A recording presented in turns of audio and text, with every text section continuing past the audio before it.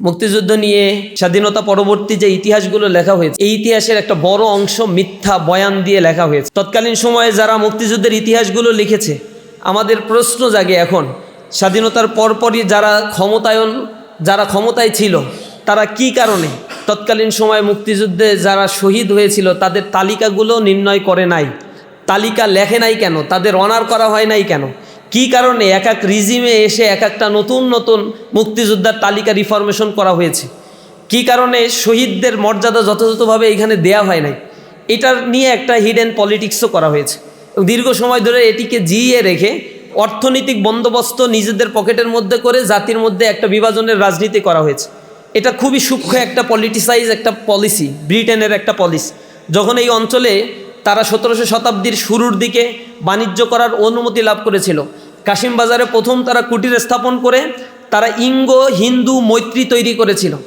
তারা কাশিম বাজারে বাণিজ্য করার অনুমতি পেয়ে মুসলমান শাসক গোষ্ঠী থাকার পরেও একজন মুসলমানদেরকেও তারা চাকরিতে নিত না, যা চাকরিতে নিত সব হিন্দুদেরকে চাকরিতে পদায়ন করত।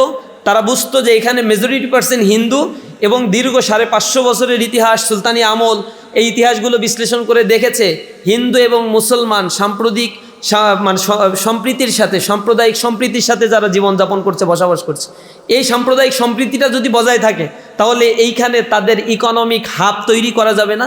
বিশাল মাত্রায় করাপশন করে এইখান থেকে যে অর্থ সম্পদ লুটপাট করার জিনিস সেটা করতে পারবে না। এর আগের ব্রিটিশদের আগমনের পূর্বে তো এখানে অনেকেই এসেছিল।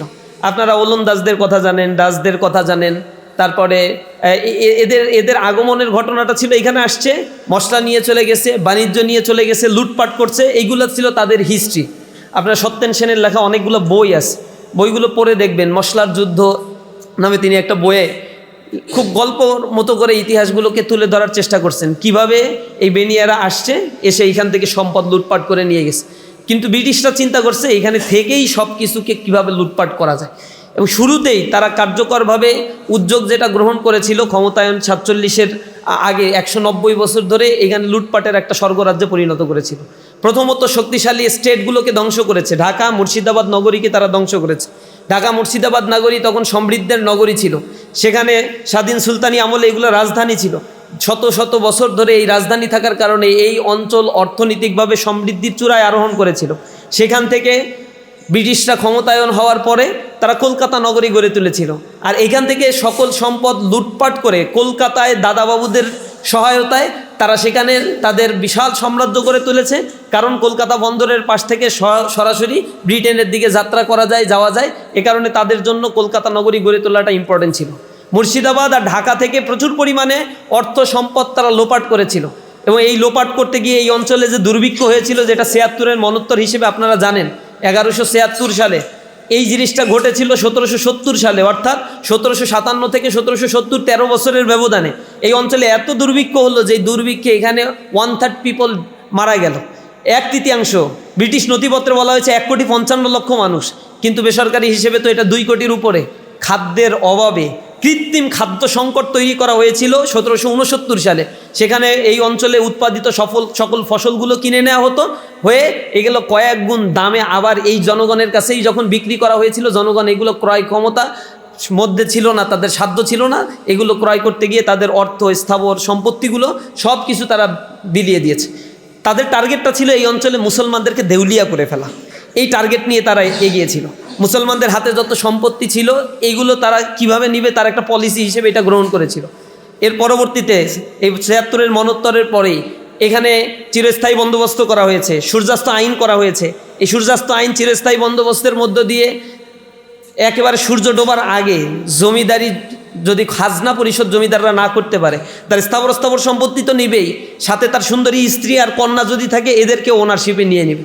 এগুলো যখন চর্চায় শুরু হলো, মুসলমান তার অস্তিত্ব রক্ষার জন্য, নিজের আত্মসম্মান মান মর্যাদা রক্ষার জন্য এখান থেকে পালায় চলে গেছে, সম্পত্তি ফেলে গেছে, আর এগুলো স্থায়ীভাবে লিখে হিন্দুদেরকে এগুলোর জমিদারি দেওয়ানি এগুলো তাদেরকে দিয়ে দেওয়া হয়েছে। এভাবে একটা শিফটিং তারা করেছে। মুসলমানদেরকে ধ্বংস করার জন্য, কালচারালি এদেরকে ধ্বংস করে দেওয়ার জন্য নানা ধরনের ন্যারেটিভ তারা তৈরি করেছে।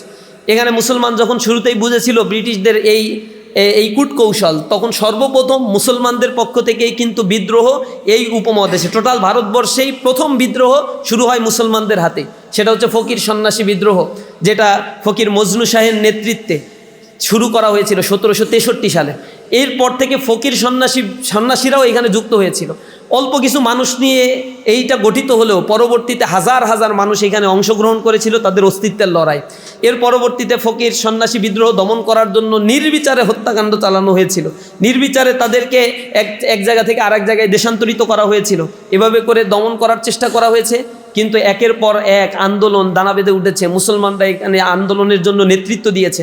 আপনারা ইন্ডিয়ান গেটে দেখবেন সেখানে বিপ্লবীদের নাম অঙ্কিত রয়েছে।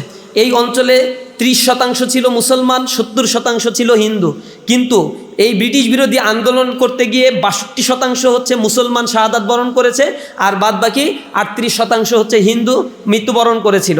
এই যে বিশাল একটা অংশ, মুসলমানের সংখ্যা কম হলেও ব্রিটিশ বিরোধী আন্দোলনে মুসলমানরা ছিল অগ্রসেনানীর ভূমিকায়। কিন্তু 1857 সালে যখন রানীর শাসন এই অঞ্চলে কায়েম হলো, অর্থাৎ এখানে সিপাহী বিদ্রোহের পর থেকে স্থায়ীভাবে ইসলামকে ধ্বংস করার জন্য নিজেদের আইন, নিজেদের বিচার, নিজেদের অর্থ ব্যবস্থা, রাষ্ট্র ব্যবস্থা এগুলো কায়েম করার জন্য তারা এখানে 1857 সালে একেবারে রানীর শাসন কায়েম করে দিল। এরপর থেকেই আইন তৈরি করলো তাদের মতো করে। আপনারা যে কয়টা বেয়ার অ্যাক্ট দেখেন বাংলাদেশের, 7টা বেয়ার অ্যাক্টের সবগুলোই হচ্ছে ব্রিটিশদের 1867 পর থেকে, 1857 পর থেকে 1906, 1908 এরকম সালগুলোতে এই আইনগুলো করা, যে আইনের উপরে এখনও পর্যন্ত আমাদের দেশের বিচার ফয়সালাগুলো চলছে। তো 190 বছরের শোষণের ইতিহাস, নিষ্পেষণের ইতিহাস নিঃসন্দেহে অনেক ট্রমার সৃষ্টি করেছে এই অঞ্চলের মানুষদের উপরে। মুসলমানরা দীর্ঘ একটা ক্ষতর মধ্য দিয়ে জীবনযাপন করছিল, তাদের মধ্যে সাম্প্রদায়িক দাঙ্গা বাঁধিয়ে দেওয়া হয়েছিল। এখানে অসংখ্য দাঙ্গার ঘটনা ঘটেছে 1943, 44, 45, 46, 47। সেখানে যে রায়টগুলো হয়েছে, নোয়াখালী দাঙ্গা হয়েছে, সালিম দাঙ্গা হয়েছে, এই দাঙ্গায় হাজার হাজার মানুষ, ইভেন 1947 সালে দেশ বিভাজনের পরেও যে দাঙ্গায় লাখ লাখ মানুষের বাস্তুচ্যুত হয়েছে এবং হাজার হাজার মানুষ তাদেরকে হত্যা করা হয়েছে শুধু হিন্দু হওয়ার কারণে আর মুসলমান হওয়ার কারণে। মুসলমানরা হিন্দুদের মারছে, হিন্দুরা মুসলমানদেরকে মারছে। এগুলো চলছে, একটা মৎসন্যায় একটা সিচুয়েশন তখন ক্রিয়েট করা হয়েছিল। এরকম পরিস্থিতিতে আসলে শাসন ক্ষমতা কিভাবে ডিভাইড হবে, শাসন ক্ষমতা কারা গ্রহণ করবে, কিভাবে চলবে, এটা একটা বিতর্কের বিষয় ছিল, ম্যাটার অফ ডিবেট। এই জায়গা থেকে তখন মুসলমানরা মনে করত মুসলমানদের একটা ইউনিটি দরকার নিজেদের নিরাপত্তার জন্য, মুসলমানদের নিজস্ব স্বকীয়তা দরকার নিজের এবাদাতের জন্য, নিজের জাতিসত্তাকে চেনার জন্য। তখন মুসলমান নিজেদের মতো করে চিন্তা করা শুরু করলো। 1947 সালে আসলো দেশ বিভক্তির পরে কোন অংশটুকু কার ভাগে যাবে। তখন কিন্তু কংগ্রেস বসে একটা সলা পরামর্শ করে নিজেদের মতো করে একটা এজেন্ডা সেট করেছে। সেই এজেন্ডার মধ্যে কংগ্রেস মিটিংয়ে বসে বল্লভভাই প্যাটেল, গান্ধী এবং জওহরলাল নেহেরু এই 3 জন ব্যক্তি বসে হিসাব কিতাব করছে 1905 সালে যে বঙ্গভঙ্গ করা হয়েছিল, এই বঙ্গভঙ্গের বিরোধিতা কিন্তু এই কংগ্রেস করেছিল, আন্দোলন করেছিল, বঙ্গভঙ্গ রদ করতে বাধ্য করেছিল। যদিও বঙ্গভঙ্গ এক ইন্টেনশন নিয়ে করা হয়েছিল, কিন্তু এর মানে ইম্প্যাক্টটা এই বঙ্গপ্রদেশে বা বাংলাদেশের এই অঞ্চলে সবচেয়ে বেশি পড়েছিল, যার ফলে মুসলমানরা পরবর্তীতে এটাকে সাপোর্ট করেছিল, কিন্তু কংগ্রেসের তীব্র আন্দোলনে এটাকে স্থগিত করতে বাধ্য হয়েছিল। যার ফলশ্রুতিতে হিন্দুরা প্রচণ্ড খুশি হয়েছিল, রবি ঠাকুর খুশি হয়েছিল, খুশি হয়ে জনগণ মন অধিনায়ক জয় হে ভারত ভাগ্য বিধাতা এরকম গান টান রচনা করে সে খুব অভিবাদন জানিয়েছিল। ব্রিটিশদের তোষণ নীতি তারা গ্রহণ করেছিল, এগুলো তো ইতিহাসের পাতায় লেখা আছে।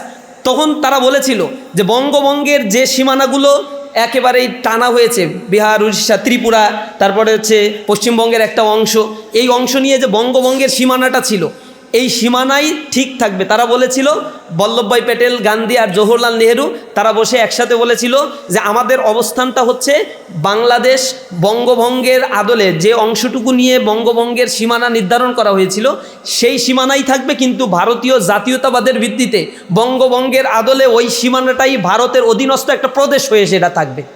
অর্থাৎ ভারতের অধীনস্থ একটা প্রদেশ থাকবে, কিন্তু সীমানাটা দেব বঙ্গভঙ্গের মতো করে। এইটার জন্য তারা আন্দোলন শুরু করছে। তখন বাঙালি মুসলমানদের মধ্য থেকে, বাংলাদেশের মুসলমান, এই অঞ্চলের মুসলমানদের মধ্য থেকে বক্তব্য আসছে যে আমরা ঠিক আছে, তোমরা আমাদের যে অংশটুকু দিতে চাও এটা দাও, আমাদেরকে দিয়ে আমাদেরকে স্বাধীন করে দাও। তখন তারা বলছে না না, স্বাধীনতা তো দিব না, 47-এ আমরা স্বাধীনতা চেয়েছি, কিন্তু স্বাধীনতা তারা দেবে না আমাদেরকে। তখন বলা হয়েছিল, বাংলার মুসলমানরা বলেছিল যে ঠিক আছে, পশ্চিমবঙ্গেও তো বিশাল একটা এরিয়া, এই অঞ্চলেও তো বাঙালিরা থাকে, তো যেহেতু আমরা বাঙালি জাতি হব, তো বাঙালি জাতীয়তার ভিত্তিতে ভাগ বাটোয়ারা যদি হয়, তাহলে ওই পশ্চিমবঙ্গের ওই সীমানা, ত্রিপুরার ওই সীমানা, তারপরে এই বঙ্গপ্রদেশের, বাংলাদেশের এই সীমানা, এই সব মিলে একটা বঙ্গপ্রদেশ করে দাও আমাদের। হিন্দুরা হিসাব কিতাব করে দেখলো যে এইরকম যদি করা হয়, তাও এই অঞ্চলে মুসলমানের সংখ্যাটা থাকবে বেশি। তখন তারা বলছে যে না না, আমরা ভারতের সাথে থাকবো। তখন মুসলমানরা, এই অঞ্চলের মুসলমানরা বলেছিল, তোমরা তোমাদের ধর্মকে প্রায়োরিটি দিয়ে ভারতের সাথে থাকতে চাও, তাহলে আমরা মুসলমান কেন আমাদের ধর্মকে প্রায়োরিটি দিয়ে আমরা ইউনিক থাকতে পারবো না? তখন তারা দেখেছিল যদি আমরা ডিভাইড হয়ে যাই, তাহলে ভারত আমাদেরকে ডিভাইড থাকতে দেবে না, আমাদের স্বাধীনতাকে স্বীকার করবে না, আমাদেরকে দখল করে নেবে। ভারতের মধ্যে এই চরিত্র বাংলার মুসলমানরা তখন দেখে ফেলেছিল। কারণ তার 1 বছর, ইমিডিয়েট 1 বছর পরে 1948 সালে হায়দ্রাবাদ নগরী দখল করে নিয়েছিল। হায়দ্রাবাদ নগরী বাংলার চাইতে বড় এরিয়া ছিল, 82,000 বর্গ মাইলের একটা বিশাল সীমানা ছিল হায়দ্রাবাদ নগরী। সেই হায়দ্রাবাদ নগরী তারা দখল করেছিল 1 বছরের ব্যবধানে। সেখানে কেউ প্রতিবাদ করে নাই, জাতিসংঘ সেখানে ভূমিকা রাখে নাই। সেনা সমাবেশ ঘটিয়ে, সাম্প্রদায়িক দাঙ্গা বাঁধিয়ে, সাম্প্রদায়িক সম্প্রীতির ওই হায়দ্রাবাদ নগরী, যেটা ব্রিটিশ শাসনের আমলেও এইখানে মানে নিজামুল মুলকরা এখানে শাসন করত, ব্রিটিশদের কর দিত, ট্যাক্স দিত, কিন্তু নিজস্ব শাসন ব্যবস্থা ছিল। সেই শাসন ব্যবস্থাকে ভেঙে দিয়ে এই হায়দ্রাবাদ নগরী দখল করে নিল। এরপরে তারা এটাকে ভেঙে চুরে 3টা প্রদেশে খান খান করে দিল। এটা হচ্ছে তাদের স্বাধীনতাকে তারা অস্বীকার করলো। সেখানে হত্যাযজ্ঞ তারা চালালো 1 বছরের ব্যবধানে। গোয়া দখল করছে তারা, মানবাদর দখল করছে, এগুলো তো তারা দখল করছে। এর পরবর্তীতে সিকিম তাদের টার্গেটে ছিল। তারা একটা কল্পনা করত, নেহেরু ডক্ট্রিনের অধীনে টোটাল ভারতবর্ষটা তাদের গ্রাসে নিয়ে আসতে হবে। এই ভারতবর্ষের বিশাল এরিয়া তাদের দখলে থাকবে এবং আশেপাশের রাষ্ট্রগুলোর সাথে তাদের সম্পর্কটা হবে মনিব আর দাসের সম্পর্ক। এই সম্পর্ক তৈরি করার জন্য দীর্ঘ পরিকল্পনার অংশ হিসেবে গোয়া, মানবাদর, এরপরে হায়দ্রাবাদ নগরী, সিকিম, এই জায়গাগুলো তারা ধারাবাহিকভাবে দখল করেছিল। সিকিমকে দখল করতে তারা কনস্পাইরেসির আশ্রয় নিয়েছিল। 1978 সালে এসে সিকিম দখল করেছিল তারা। এই কনস্পাইরেসির পার্ট হচ্ছে তারা তাদের মতো করে একজন পলিটিশিয়ানকে সিলেক্ট করছে, যে পলিটিশিয়ান তাদের পারপাস সার্ভ করবে। তাদেরকে এখানে অস্ত্র দিছে, অর্থ দিছে, বুদ্ধি দিছে। সেটার নাম তো আপনারা সবাই জানেন, লেন্দুব দর্জি। এই লোকটাকে দিয়ে তারা ডেমোক্রেসি চর্চার নাম করে তৎকালীন সময়ের সিকিমের যারা রাজা ছিল তাদের এগেইনস্টে তারা এদেরকে দাঁড় করিয়েছিল। তারা আন্দোলন করেছে, নির্বাচন দিয়েছে। নির্বাচনে যখন জনগণ তাদের এই কূটবুদ্ধি বুঝতে পারে নাই, তখন লেন্দুব দর্জিকে ভোট দিয়েছিল। অধিকাংশ ভোটে লেন্দুব দর্জি বিজয় অর্জন করেছে। কিন্তু হঠাৎ করে মানে নির্বাচনের পরপরই সেখানে সিকিমে গিয়ে চারিদিক দখল করে ফেলা হয়েছে, সেনাবাহিনীর সমাবেশ ঘটানো হয়েছে, সিকিমটাকে দখল করা হয়েছে।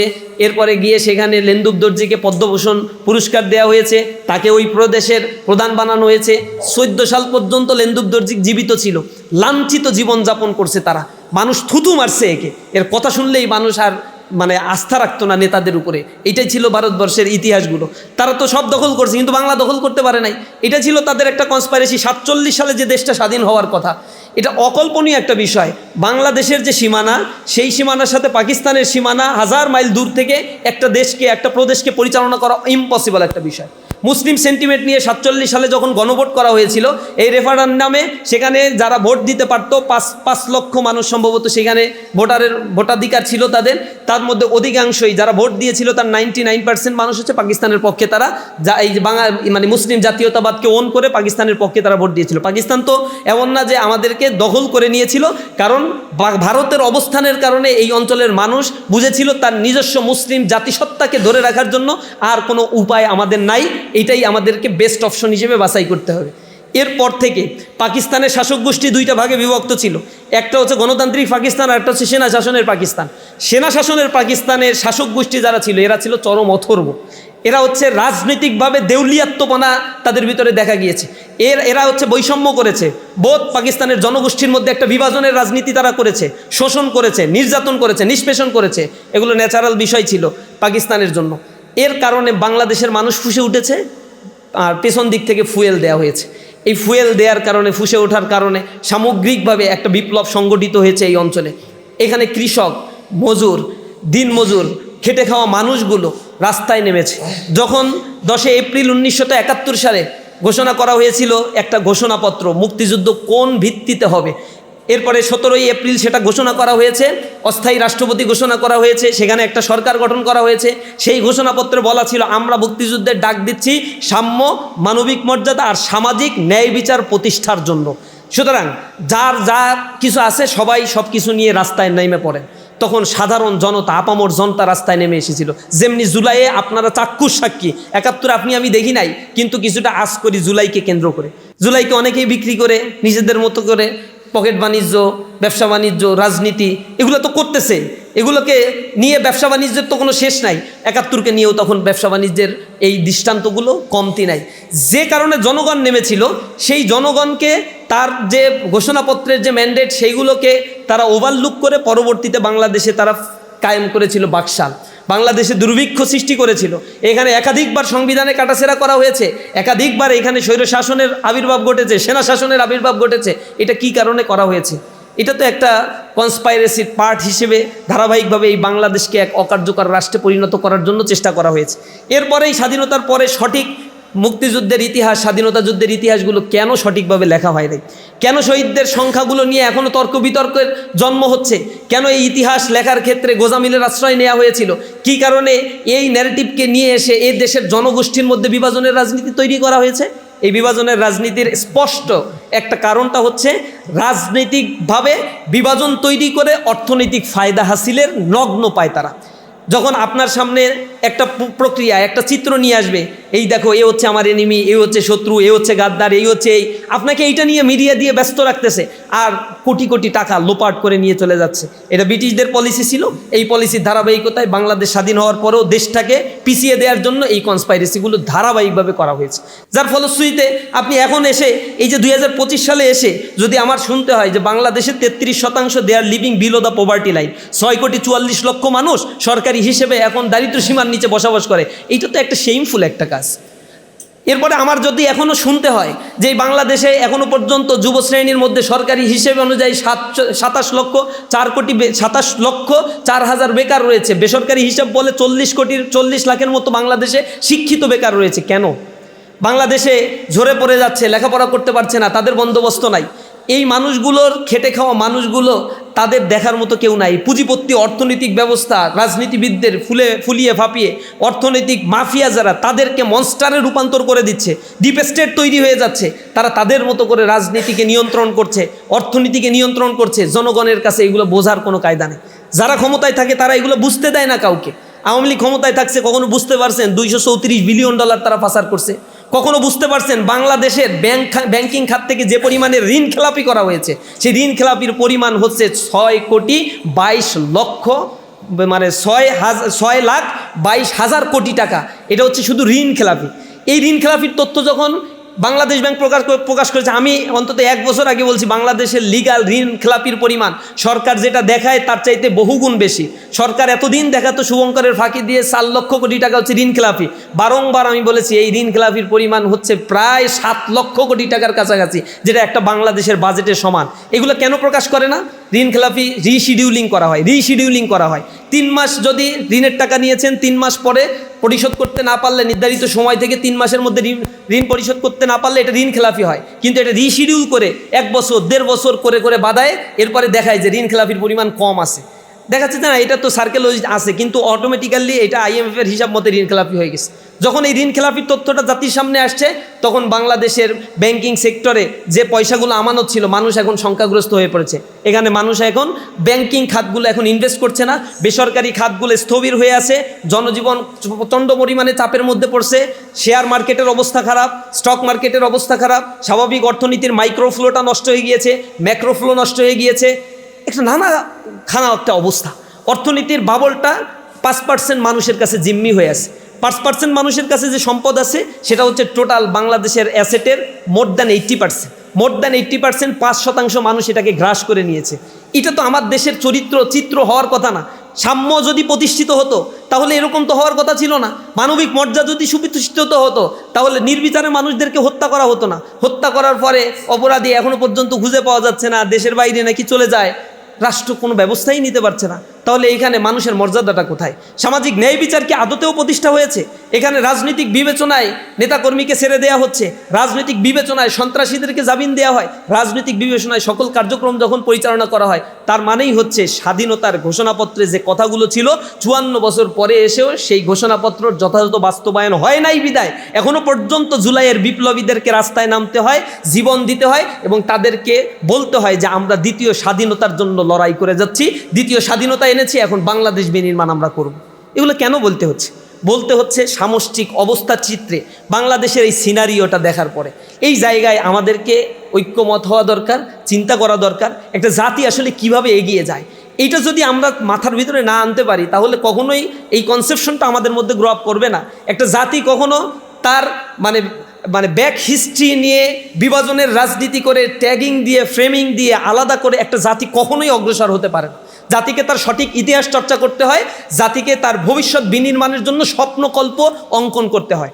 আমি মালয়েশিয়া, চায়না এই জায়গাগুলোতে গিয়েছি, পৃথিবীর অনেক দেশের মানুষের সাথে আমার সরাসরি কথা হয়েছে ডেভেলপমেন্ট ওয়ার্ক তারা কিভাবে করে, অনেক অ্যাম্বাসির সাথে তাদের ডেভেলপমেন্টগুলো কিভাবে হয়েছে সেই জিনিসগুলো নিয়ে যখন আমি কথা বলেছি আমি অবাক হয়েছি। একই অবস্থা ছিল তো জার্মানিতে নাৎসি বাহিনী যে ঘটনাগুলো ঘটিয়েছে প্রথম বিশ্বযুদ্ধ, দ্বিতীয় বিশ্বযুদ্ধে তারা যেভাবে মানুষকে হত্যা করেছে, নিজেরা বিপর্যস্ত হয়েছে, তাদের দেশকে বিপর্যস্ত করেছে। জার্মানিতে এরকম ছিল না। যখন জার্মানির প্রথম চ্যান্সেলর ছিল বিসমার্কের নেতৃত্বে শততা বিভক্ত জার্মানি, তখন তো তারা অর্থনৈতিকভাবে শক্তিশালী একটা জার্মানিতে রূপান্তর হয়েছিল 19 শতকের একেবারেই গোড়ার দিকে। কিন্তু সেই জার্মানিটা অর্থনৈতিকভাবে ভঙ্গুর করে দেওয়া হয়েছে তাদের উচ্চাভিলাষিতার কারণে। দেখেছে সবাই কলোনি স্থাপন করে, আমারও কলোনি স্থাপন করতে হবে। বিসমার্কের কথা না শুনে তখন জার্মানির যিনি রাজা ছিলেন তার নেতৃত্বে যে হত্যাযজ্ঞ বা বিশ্বযুদ্ধ চালানোর যে পায়তারা বা যে পরিকল্পনা তারা করেছিল, জার্মানি প্রথম বিশ্বযুদ্ধে ক্ষতিগ্রস্ত হয়েছে, মাথা উঁচু করে দাঁড়িয়েছে। দ্বিতীয় বিশ্বযুদ্ধে মারাত্মক লেভেলের ক্ষতিগ্রস্ত হয়েছে, এরপরে জার্মানি আবার মাথা উঁচু করে দাঁড়িয়েছে, কারণ তার অ্যাম্বিশন আছে, সে ভবিষ্যৎ নিয়ে ভাবে। জাপানের অবস্থা কী ছিল দ্বিতীয় বিশ্বযুদ্ধে? পারমাণবিক অস্ত্র মেরে তো তার অবস্থা একবার ভঙ্গুর করে ফেলা হয়েছিল। অল্প কিছুদিনের ব্যবধানে সেই জাপান অর্থনৈতিক দিক থেকে আজ পৃথিবীতে নেতৃত্ব দান করছে। সিঙ্গাপুরের কাছে যান, তাইওয়ানের কাছে যান, মালয়েশিয়ার কাছে যান, হংকংয়ের কাছে যান, এই দেশগুলো, ল্যাটিন আমেরিকার দেশগুলো, বাল্টিক অঞ্চলের দেশগুলো কী কারণে সমৃদ্ধির চূড়ায় আরোহণ করছে? কারণ তার জাতিকে সে সামনের দিকের সুশাসন শিখিয়েছে, সামনের অর্থনৈতিক বন্দোবস্ত শিখিয়েছে, জনগোষ্ঠীকে ইম্পাওয়ার্ড করেছে তারা। এই এম্পাওয়ারমেন্টের জায়গা থেকে আমাদেরকে এখন ভাবতে হবে যে আমার জাতি আসলে কোথায় আমাকে শুভঙ্করের ফাঁকি দিচ্ছে, আমার লিডারশিপ কোথায় আমাকে শুভঙ্করের ফাঁকি দিচ্ছে। কি ঘুম পাড়ানির মাসি পিসি বলে আমাদেরকে ঘুম পাড়িয়ে রেখে নিজেদের অর্থনৈতিক বন্দোবস্ত তারা করতে চাচ্ছে, আর রাজনৈতিক বয়ানের মধ্য দিয়ে অর্থনৈতিক ফায়দা হাসিলের কূট কৌশল এই বাংলাদেশের দীর্ঘ 54 বছরের একটা বস্তা পচা কৌশলের অংশ হিসেবেই তারা এই কাজগুলো করছে। এখন আমাদেরকে এইগুলো বিবেচনা নেওয়ার সময়, এবং আমি বোধ করি বর্তমান তরুণ প্রজন্ম এই ব্যাপারে অ্যালার্ট হয়েছে, সতর্ক হয়েছে, তাদের অধিকারগুলো তারা বুঝে নেয়ার জন্য, এই স্বীকৃতিগুলো বুঝে নেয়ার জন্য যথেষ্ট সচেতন তারা হয়েছে। চোখে চোখ রেখে এখন কথা বলতে পারে, তারা এখন বুঝতে পারে তার অধিকারগুলো কী, এবং অধিকার নিয়ে কেউ ছিনিমিনে খেললে তার বিরুদ্ধে তারা অবস্থান নেয়, তাদের রায় তারা জানিয়ে দেয়। এই জন্য আমাদেরকে নিজ নিজ জায়গা থেকে এখন বোঝা উচিত আমাদের আসলে ক্রাইসিসটা এখন কোথায়। প্রথম ক্রাইসিসটা এই দেশের জন্য corruption. This is highly related with economic policy. Corruption যদি দূর করা না যায় তাহলে এই বাংলাদেশের মানুষ কোনো দিন স্বস্তি পাবে না, সম্পদের ডিসেন্ট্রালাইজ হবে না, পোলারাইজেশন হবে না। এই যে করাপশনের মাত্রা এমন, টিআইবি রিপোর্ট বলছে 2024 সালে যাদের উপরে হাউসহোল্ডের উপরে গবেষণা করা হয়েছে সেখানে 70% হাউসহোল্ড রেসপন্স করেছে যে তারা কোনো না কোনোভাবে সেবা খাতে সেবা নিতে গিয়ে, সরকারি সেবা নিতে গিয়ে করাপশনের শিকার হয়েছে তারা। এরপরে দ্বিতীয় হচ্ছে চিকিৎসা ক্ষেত্র। তারা যখন সেবা নিতে যাচ্ছে সেখানে চিকিৎসা ক্ষেত্রে সরকারি চিকিৎসা যারা নিচ্ছে তাদের 60% রেসপন্স করছে যে আমরা সরকারি সেবা নিতে গিয়ে ঘুষ দিতে হচ্ছে, টাকা দিয়ে আমার সরকারি সেবা নিতে হচ্ছে। সরকারি হসপিটালগুলোতে গেলে মনে হয় যে এতিমখানা একেবারে পড়ে আছে, বাংলাদেশের প্রচলিত এতিমখানার মতো, কোনো মান নাই, মর্যাদা নাই, মানবিকতা নাই, পড়ে আছে, তার সেবার মান নাই। হাসপাতালে গেলে হাইজিন মেনটেন করা হয় না, মানুষ অসুস্থ হয়ে শেষ হয়ে যাচ্ছে। অথচ জনগণের এটা কিন্তু একটা বেসিক নিডস। আমি এদেশের জনগণ, আমাকে সংবিধান স্বীকৃতি দিচ্ছে, আমার বেসিক নিডস হচ্ছে খাদ্য, বস্ত্র, বাসস্থান, শিক্ষা, চিকিৎসা। আমার এই জিনিসগুলো এই রাষ্ট্র এনশিওর করতে পারে নাই 54 বছর পরে এসেও। কেন স্বাস্থ্যের নিশ্চয়তা আমাকে দেয়া হচ্ছে না? কি কারণে এখন এইখানে একটা সিন্ডিকেট তৈরি করে রাখা হয়েছে? বেসরকারি হসপিটালগুলোর রমরমা ব্যবসাগুলো কারা তৈরি করে রাখছে? কি কারণে সরকারি হসপিটালগুলোকে ইনভেস্টমেন্ট করে সেখানে সার্ভেলেন্সের আওতায় নিয়ে আসা হচ্ছে না? কি কারণে এগুলোকে দিয়ে কোটি কোটি টাকা দুর্নীতির একটা আখড়ায় পরিণত করা হচ্ছে? এই সেবা খাতে দুর্নীতির পরিমাণ টিআইবি হিসাব করছে, এই হিসাবটা মিনিমাম হিসাব 10,000 কোটি টাকা নাকি পার ইয়ার এখানে করাপশন হচ্ছে। এত করাপশন কারা করছে? এই এই এই স্পিড মানিগুলো জনগণ দিচ্ছে। কোন জনগণ দিচ্ছে?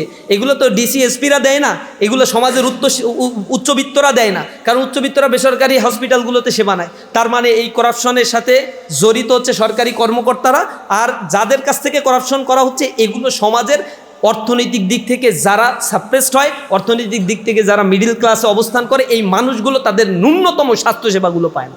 এরপরে আমার মাদক একটা বড় রিজনেবল একটা কজ হয়ে দাঁড়িয়েছে। যে পরিমাণে মাদক এই অঞ্চলে ঢুকছে, কোটি কোটি মাদক, ভয়ঙ্কর মাদক আইস ঢুকছে, ইউনিভার্সিটিগুলোর জায়গা, আশেপাশের জায়গাগুলো মাদকের অভয়ারণ্যে পরিণত হয়েছে।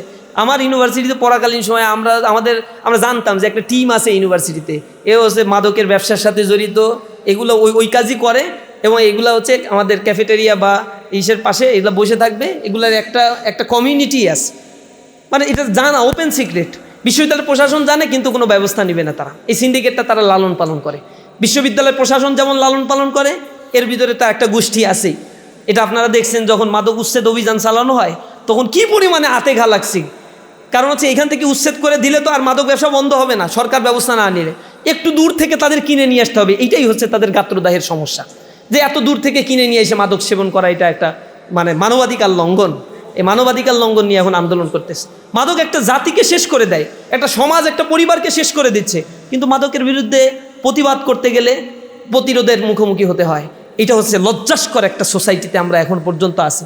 এই সমাজের বড় প্রবলেমটা হচ্ছে ইকোনমিক ডিসেন্ট্রালাইজেশন নাই, ইকোনমিক্যালি ইয়াং জেনারেশনকে ইম্পাওয়ার্ড করা হয় না।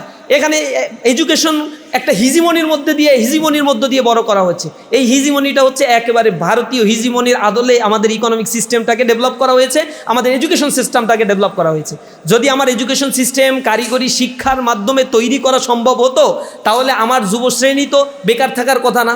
ডেমোগ্রাফিক ডিভিডেন্ড সুবিধা যখন আমি পেয়েছি 2006 সাল থেকে 30 সালে শেষ হয়ে যাবে, এরপরে যদি কান্নাকাটিও করেন তাহলে একটা দেশের জন্য আর এই অর্থনীতি রিকনস্ট্রাকশন করা সম্ভব না। কারণ 2030 সালের পর থেকে গ্রাজুয়ালি এটা ডিক্লাইন হতে থাকবে। এই ডিক্লাইনটা এমন পর্যায়ে যাবে সেখানে বৃদ্ধ মানুষের পরিমাণ বাড়বে, তার মানে ডিপেন্ডেন্সি পিপলের পরিমাণ বাড়বে। রাষ্ট্র তো ডিপেন্ডেন্সি ভাতা দেয় না, তাহলে ডিপেন্ডেন্সি পিপলের পরিমাণ বাড়লে ওয়ার্কিং পিপলের উপরে এক্সট্রা প্রেশার তৈরি হবে। এই এক্সট্রা প্রেশারগুলো হচ্ছে আনএমপ্লয়েড ক্রিয়েট করবে, সাথে সাথে আমাদের মধ্যে মানসিক অস্বস্তি তৈরি করে, আবার হচ্ছে মানে ইকোনমিকে আবার গ্রাজুয়ালি ডাউনওয়ার্ড স্লোপিংয়ের দিকে নিয়ে যায়। মানে আপনার ডিপেন্ডেন্সি পিপলের পরিমাণ বাড়লে আপনার ইনকাম একা, কিন্তু আপনার উপর ডিপেন্ডেন্স আছে 4 জন, তখন আপনি আপনার ইনকাম দিয়ে এই 4 জনকে সার্ভাইভ করতে গেলে আপনি আপনার বেসিক নিডস ফিল আপ করতে পারবেন না, পরের জেনারেশনের জন্য কোনো কিছু মানে আপনি সেভিংস করেও যেতে পারবেন না। অর্থনীতি গ্র্যাজুয়ালি এখানে ডিক্লাইন হতে থাকে এবং এনার্কি সিচুয়েশন তৈরি হয় সোসাইটির মধ্যে। এই সোসাইটির মধ্যে তখন হচ্ছে নিম্নবিত্ত শ্রেণী মানে সন্ত্রাসকে বাছাই করে নেয়, লুটপাটকে বাছাই করে নেয়, কোনো একটা রাজনৈতিক আশ্রয়ের অধীনে যায় এবং সেই রাজনৈতিক শক্তিকে কুক্ষিগত করে করাপশনকে তারা তাদের হাতিয়ার হিসেবে গ্রহণ করে নেয়। ইকোনমির সাথে সোসাইটির করাপশনের অঙ্গাঅঙ্গিভাবে একটা সম্পর্ক রয়েছে। তাহলে আমার ইকোনমিকে কেন 2006 সাল থেকে রিফরমেশন করা হইল না, রিকনস্ট্রাকশন করা হইল না? যুব শ্রেণীকে ইম্পাওয়ার্ড করা হয়নি কেন? ইকোনমিক জোন তৈরি করা হয়নি কেন? বিদেশে যারা যাচ্ছে শ্রমিক হিসেবে সেই মানুষগুলোর জন্য একেবারে ফ্রি করে দাও, বিদেশে আমি লোক পাঠাবো। তাহলে আমার যদি বাংলাদেশ সরকার 100 কোটি টাকা যদি একটু বরাদ্দ রাখে, যে বিদেশে যে শ্রমিকরা যায় তাদেরকে 100 কোটি টাকা এখানে দিলাম, যেতে যে খরচ হয় তার একটা অংশ বৃত্তি হিসেবে এই শ্রমিকদের দিব। আমার দেশের অর্থনীতি চালায় তো এরা, এই অর্থনীতি যেহেতু যা চালায় এরা, আমার দেশের অর্থনীতির বেসমেন্ট এদের উপরে দাঁড়িয়ে অর্থনীতি যখন বন্ধ করে দিছিল রেমিটেন্স পাঠানো, জুলাই আন্দোলনে হাত পা ধরা শুরু হয়ে গেছিল না? 7 দিন রেমিটেন্স বন্ধ করে দিলে দেশের অবস্থা খারাপ হয়ে যাবে। কারণ 62% খাদ্যশস্য বিদেশ থেকে আমদানি করতে হয় রাইট নাও। আমাদের দেশের কল কবজা যা চলে সব বিদেশ থেকে আমদানি করতে হয়, আর এই আমদানি করতে গেলে ডলার দরকার। ডলার কোত্থেকে আসে? নিজের দেশের অর্থনীতি ফ্লো বাড়লেই ডলারের ফ্লো বাড়ে না। এখানে ইন্টারন্যাশনাল ট্রানজ্যাকশনের অনেক বড় বিষয় আছে, ব্যালেন্স অফ পেমেন্টের অনেক বড় বিষয় আছে। এই ব্যালেন্স অফ পেমেন্ট যখন ইমব্যালেন্স হয়ে যায় তখন দেশের ইকোনমি অস্থির অবস্থার মধ্যে দিনাতিপাত করতে থাকে। এটা একটা মারাত্মক রকমের একটা ভিসিয়াস সার্কেল, একটা দুষ্ট একটা চক্র। বাংলাদেশের ইকোনমিটা solely ডিপেন্ড করে আরএমজি সেক্টরের উপরে, solely ডিপেন্ড করে রেমিটেন্স সেক্টরের উপরে। এখন রেমিটেন্স সেক্টরটাকে পঙ্গু করে দেওয়ার জন্য অথবা এটা লাগাম টেনে ধরার জন্য তো কনস্পাইরেসি দীর্ঘ সময় ধরে চলছে, ব্যাংকিং চ্যানেলে চলছে। আপনারা জানেন বাংলাদেশে $30 বিলিয়ন রেমিটেন্স আসে ব্যাংকিং চ্যানেল দিয়ে, অন্তত $25 বিলিয়ন রেমিটেন্স আসে এই হুন্ডি বাট্টার মধ্য দিয়ে। এই $25 বিলিয়ন যদি ব্যাংকিং চ্যানেল থেকে আসতো তাহলে অসাধু ব্যবসায়ীরা যে টাকা পাচার যেগুলো হয় এগুলো বন্ধ হয়ে যেত, দেশের টাকা দেশে থাকতো, দেশের টাকা দেশে মোবিলাইজ হওয়া মানে এখানে এমপ্লয়মেন্ট ক্রিয়েট হওয়া, ইয়াং জেনারেশন আরও বেশি এম্পাওয়ার্ড হওয়া। কিন্তু সেই জিনিসগুলো আমরা দেখতে পাই না অর্থনৈতিক পলিসির মধ্যে। মানিটারি পলিসি নাই, ফিসক্যাল পলিসি নাই। এইখানে রাজনীতিবিদরা যেগুলো হচ্ছে এখানে অর্থ মন্ত্রণালয়ে দায়িত্ব পালন করে, অর্থ মন্ত্রণালয়ে যে সচিব থেকে শুরু করে নিচের দিকে যারা আছে সবাই করাপশনের সাথে জড়িত। সুতরাং কোন ইন্ডিকেটরে কোন দিকে কি গুরুত্ব দিতে হবে এই জিনিসগুলোকে তারা সঠিকভাবে আইডেন্টিফাই করতে পারলেও কোনো ধরনের মেজারমেন্ট তারা নেয় না। মেজারমেন্ট না নেওয়ার পিছনে একমাত্র কারণ হচ্ছে এখানে একটা বিশাল অংশের টাকা তাদের পকেটে যায়, এগুলো তারা নিয়ন্ত্রণ করতে পারে না। প্রতি বছরই ব্ল্যাক মানি হোয়াইট করার সুযোগ দেওয়া হয়। কেন ব্ল্যাক মানি হোয়াইট করার সুযোগ দেব? অবৈধভাবে টাকা পাচার করছে আর তুমি এটা হোয়াইট করার জন্য অফার দিয়ে দাও। অফার দিলে কয় টাকা হোয়াইট করে? কেউ হোয়াইট করে না। সবসময়ের জন্যই এই সুযোগ সুবিধা। তার মানে এই রাষ্ট্র জাতিগতভাবে একটা করাপশনের মধ্য দিয়ে যেতেই তারা পছন্দ করে। এখন এইগুলো নিয়ে তো সচেতনতা আমাদেরকে করা হয় না, যুব শ্রেণীকে করা হয় না। আমাদেরকে ক্লাস বাঁধানো ওই যে ন্যারেটিভ নিয়ে আসে 71 তুমি রাজাকার, তুমি আলবদর, তুমি আশামস, যাদের সাথে সংসার আজকে তারা রাজাকার, আবার যাদের সাথে সংসার ভেঙে গেল তারা হচ্ছে এই ট্যাগিং ফ্রেমিং দিয়ে অর্থনৈতিক একটা বন্দোবস্তের হাব তৈরি করছে একটা নির্ধারিত গোষ্ঠী। এই গোষ্ঠীর এই হাবটাকে যতদিন পর্যন্ত ভাঙা না যাবে এই দেশের মধ্যে অস্থিরতা কখনোই কমবে না। এই জিনিসটা এখন আমাদেরকে রিথিঙ্ক করার একটা মোক্ষম সময় আসছে।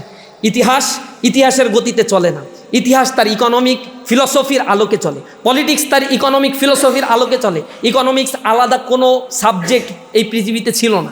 একটা সময় ছিল পলিটিক্যাল ইকোনমি, এইটাকে ইকোনমির ভাস্ট সেকশন বাড়ার কারণে এখান থেকে বের করে ইকোনমিকে আলাদা করা হয়েছে। কিন্তু পলিটিক্স আর ইকোনমিক্স এটা অঙ্গাঙ্গিভাবে জড়িত, সব ইকোনমিক্সটা এটা স্বীকার করে। কারণ পলিটিক্স আর ইকোনমিক এই দুইটার পলিসির উপরে ডিপেন্ড করে একটা রাষ্ট্রের কাঠামো, মানুষের সুশাসন, মানুষের মধ্যে সাম্য, মানুষের মধ্যে মানে সমাজের তার প্রপার্টি যেটা তার ওনারশিপে রয়েছে সেগুলো প্রাপ্তি, এই সব কিছু এইগুলো নির্ভর করে হচ্ছে ইকোনমিক পলিসি পাশাপাশি রাষ্ট্রের পলিসির উপরে। সুতরাং এই রাষ্ট্রের পলিসি, ইকোনমিক পলিসি এগুলো রিফরমেশনের উপরে অনেক বিষয় আমাদের ডিপেন্ড করে। আমরা এই প্রজন্ম বলতে শিখব, বাংলাদেশকে নিয়ে ভবিষ্যৎভাবে বিনির্মাণ করা শিখব। আমাদের ভিতরে বিভেদ তৈরি করে কোনো জাতি আগাতে পারে না।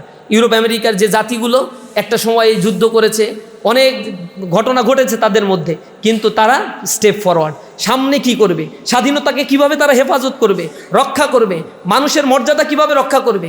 এমন না যে স্বাধীনতা পেয়ে আবার আমি আধিপত্যবাদের আর একটা আধিপত্যবাদের মধ্যে নিজেকে নিমজ্জিত করে ফেললাম, তাহলে তো এটা আমাদের জন্য লস হইল। আমাদের 71-এর মুক্তিযুদ্ধের ব্যাপারে আমি এটা ধিক্কার জানাই, এটা নিন্দা জানিয়ে রাখি। নরেন্দ্র মোদী ভারতের প্রধানমন্ত্রী, তিনি এটা ভারতের যুদ্ধ, ভারতের স্বাধীনতা বিজয় হিসেবে তিনি উল্লেখ করেছেন। এর আগেও গত বছরও তারা একই কাজ তারা করেছে। তারা বাংলাদেশের জনগণের এই লড়াইকে স্বীকার করে না। ইভেন যখন এইগুলা পাকিস্তানের কাছ থেকে হ্যান্ডওভার করা হয়েছিল এই দেশকে, তখন ছিল হচ্ছে ভারতের সেনাপ্রধান, বাংলাদেশের কোনো সেনাপ্রধান সেখানে উপস্থিত থাকে নাই বা তাদের হাতে এটা হ্যান্ডওভার করা হয় নাই। এটা তো স্বাভাবিকভাবেই ভারতকে ওই মনস্তাত্ত্বিক জায়গায় নিয়ে গিয়েছে যে আমরা একটা করুণার দান হিসেবে বাংলাদেশকে দিয়েছি। কিন্তু এটা একটা মিথ্যা বয়ান তারা তৈরি করেছে। বাংলাদেশের মুক্তিযুদ্ধে খেটে খাওয়া মানুষগুলো রাস্তায় ছিল, খেটে খাওয়া মানুষগুলো জীবন দিয়েছে, এই মানুষগুলো তাদের স্বাধীনতাকে এনে নিয়েছে। কিন্তু এই স্বাধীনতাকে বেহাত করার জন্য তারা তাদের মতো করে ষড়যন্ত্র করে দীর্ঘ সময় ধরে বাংলাদেশকে এক আধিপত্যবাদের করাল গ্রাসে নিমজ্জিত করেছে, অর্থনীতিকে কুক্ষিগত করার জন্য রাজনৈতিক বয়ান দাঁড় করিয়েছে, ইতিহাসকে মিথ্যাভাবে চিত্রায়িত করেছে এবং জাতির মধ্যে একটা বিভাজনের রাজনীতির রেখা তারা টেনে দিয়েছে। এই রেখা যদি আমরা ভাঙতে না পারি, আমরা যদি এই কথাগুলো বলতে না পারি, নতুন বাংলাদেশের স্বপ্ন জাতিকে নিয়ে না দেখাতে পারি, তাহলে এই বাংলাদেশের 2024 সালে এসে বলতে হচ্ছে মাথাপিছু আয় $2883 ওগুলো আরও 20 বছর পরে গিয়েও $3272 মধ্যেই সীমাবদ্ধ থাকবে। আমাদের সমসাময়িক সময়ে যারা স্বাধীনতা অর্জন করেছে তারা $13,000, $14,000, $15,000 মাথাপিছু আয়ে চলে গেছে। আবার তাদের এই মাথাপিছু আয়ের মধ্যে কোনো শুভঙ্করের ফাঁকি নাই, আমাদের এখানে শুভঙ্করের ফাঁকি আছে। আমাদের গিনি কোএফিসিয়েন্টের ডিসপারশনটা অনেক বেশি। ইকোনমিক মেজারমেন্ট হয় গিনি কোএফিসিয়েন্ট দিয়ে, মাথাপিছু আয় দিয়ে নয়। মাথা পিছু আয়টা হচ্ছে একেবারেই শুভঙ্করের ফাঁকি। আপনার 20 লাখ টাকা ইনকাম, আমার হচ্ছে 500 টাকা ইনকাম, দুইজনের ইনকাম হচ্ছে 10 লাখ 250 টাকা। এই হচ্ছে আমার মাথা পিছু আয়। এগুলো একেবারেই শুভঙ্করের ফাঁকি। গিনি কোএফিসিয়েন্টে বাংলাদেশে দেখা যাচ্ছে যে ইনকাম ডিসপারশন লেভেলটা অনেক অনেক হাই। আমাদের কিছু মানুষের ইনকাম আউটলেয়ার একেবারে বাইরে অনেক দূর, আর কিছু মানুষ হচ্ছে দারিদ্র সীমার একেবারে প্রান্তিক লেভেলে বসবাস করছে। এগুলো আমাদের ভিতর থেকে দূর করতে হবে। মানুষের সম্পদগুলোকে দেখেন ইন্ডাস্ট্রিয়ালাইজেশন করা হয়েছে, পারপাসিভ ইন্ডাস্ট্রিয়ালাইজেশন। লেবার ইকোনমি থেকে আমাদের ক্যাপিটাল ইকোনমিতে কনভার্ট করা হয়েছে। এই ক্যাপিটাল ইকোনমিতে কনভার্ট করার মধ্য দিয়ে এই জাতিকে মারাত্মক লেভেলের ক্ষতির মুখোমুখি করা হচ্ছে। লেবারগুলোকে মানে এম্পাওয়ার্ড করা হচ্ছে না, লেবারকে এম্পাওয়ার্ড করা হচ্ছে না, কিন্তু ক্যাপিটাল ইকোনমিতে কনভার্ট করা হচ্ছে। ক্যাপিটাল ইকোনমি মানে মেশিনারি দিয়ে কার্যক্রম পরিচালিত হবে। লেবার ইকোনমি মানে হচ্ছে আমার দেশ লেবার ইন্টেন্সিভ। হঠাৎ করে লেবার ইন্টেন্সিভ কান্ট্রি কখনো ক্যাপিটাল ইন্টেন্সিভ হতে পারে না। যদি সেটা হয় তাহলে আনএমপ্লয়েডের পরিমাণ অনেক বেড়ে যায়। এই সূক্ষ্ম একটা এটা নর্মাল একটা সেন্স, এগুলো একজন রিক্সাওয়ালারা বললে সেও বুঝে যায়, কিন্তু আমার দেশের রাজনীতিবিদরা এটা বোঝে না। বুঝাও এগুলাতে রেসপন্স করবে না। যত দারিদ্র তত রাজনীতিবিদদের পিছনে পিছনে ঘুরবা, এইটা হচ্ছে তারা চায়। এই অর্থনৈতিক বন্দোবস্তটাও রিফরমেশন করা দরকার। আমরা আশা করি আমাদের মুক্তিযুদ্ধের প্রত্যয়, বিজয় দিবসের প্রত্যয় এটা হোক, দেশটা যেন মানুষের জন্য হয়।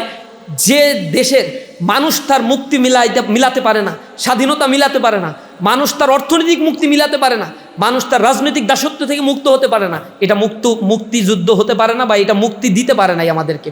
সুতরাং আমরা আশা করি যেন আমরা নতুনভাবে এই বাংলাদেশকে বিনির্মাণ করার জন্য আমরা নিজেদের জায়গা থেকে সর্বোচ্চটুকু দিয়ে দিতে পারি, সর্বোচ্চটুকু দিয়ে নিজেদেরকে সেই যোগ্য করে গড়ে তোলার জন্য সর্বোচ্চ চেষ্টা আমরা করব। আল্লাহ রাব্বুল আলামিন আমাদেরকে সেই তৌফিক দান করুন।